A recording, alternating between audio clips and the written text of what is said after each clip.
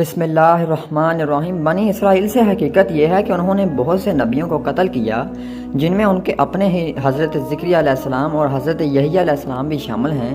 حضرت ابراہیم علیہ السلام کے بڑے بیٹے حضرت اسماعیل علیہ السلام تھے اور چھوٹے بیٹے حضرت اسحاق علیہ السلام تھے۔ خانہ کعبہ حضرت ابراہیم علیہ السلام اور حضرت اسماعیل علیہ السلام نے آج سے تقریباً 4000 سال پہلے تعمیر کیا تھا۔ البتہ مختلف روایات سے پتہ چلتا ہے کہ اس جگہ پر سب سے پہلے حضرت آدم علیہ السلام نے خانہ کعبہ تعمیر کیا تھا۔ حضرت ابراہیم علیہ السلام نے فلسطین کے علاقے بیت المقدس میں بھی عبادت گاہ بنائی۔ حضرت اسحاق علیہ السلام وہاں عبادت کرتے رہے، مگر حج کے لیے وہ ہمیشہ مکہ مکرمہ خانہ کعبہ میں تشریف لے جایا کرتے تھے۔ حضرت اسحاق علیہ السلام کے بیٹے یعقوب علیہ السلام تھے۔ اسرائیل حضرت یعقوب علیہ السلام کا لقب تھا۔ اسرائیل کے معنی ہیں عبداللہ یا اللہ کا بندہ۔ بنی اسرائیل ان کے قبیلے کو کہا جاتا ہے۔ حضرت یعقوب علیہ السلام کے بیٹے حضرت یوسف علیہ السلام تھے جو مصر کے بادشاہ بنے۔ بنی اسرائیل میں بھی حضرت موسیٰ علیہ السلام مصر میں پیدا ہوئے۔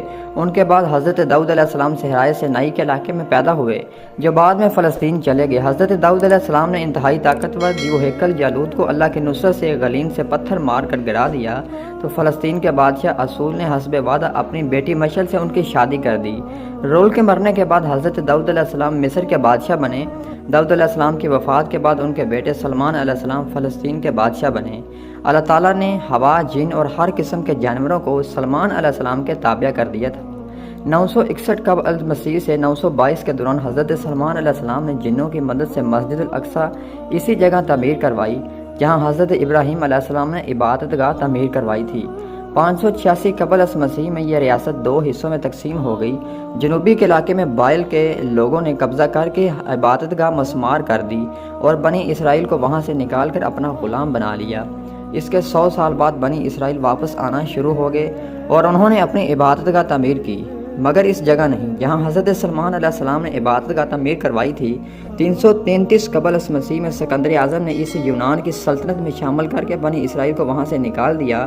1965 قبل مسیح میں بنی اسرائیل نے بغاوت کر کے ایک یہودی سلطنت کی بنیاد رکھی۔ 100 سال بعد یہودی سلطنت پر روم کا قبضہ ہو گیا۔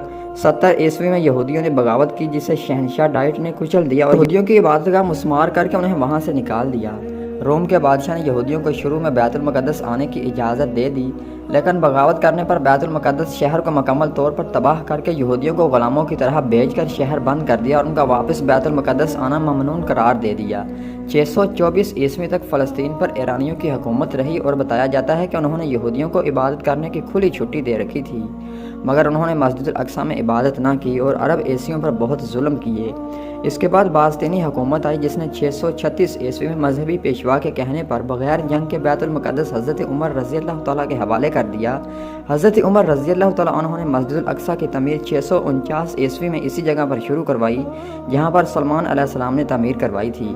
639 عیسوی سے 1918 عیسوی تک یعنی 1282 سال تک فلسطین پر، جس میں اردن بھی شامل تھا، مسلمانوں کی حکومت رہی۔ وہ عرصہ شامل نہیں ہے جس میں صلیبیوں یعنی عیسائیوں سے جنگیں ہوئی۔ اس وقت یہودیوں کو فلسطینیوں سے جنگیں ہوئی۔ اس وقت یہودیوں کو فلسطین سے باہر ہوئے 1800 سال ہو چکے تھے۔ بنی اسرائیل کے متعلق تاریخ حقیقت یہ ہے کہ انہوں نے بہت سے نبیوں کو قتل کیا، جن میں ان کے اپنے قبیلے کے حضرت زکریا علیہ السلام اور حضرت یحییٰ علیہ السلام بھی شامل تھے۔ حضرت عیسیٰ علیہ السلام بھی اسی قبیلے سے تعلق رکھتے تھے۔ ان کو بھی انہوں نے قتل کرنا چاہا، مگر اللہ نے انہیں بچا لیا اور ان کو کسی کے ساتھی کے سولی پر چڑھا دیا گیا۔ تاریخ گواہ ہے کہ یہودیوں نے آج تک قتل و غارت ہی کیے اور آج بھی وہ یہی کر رہے ہیں۔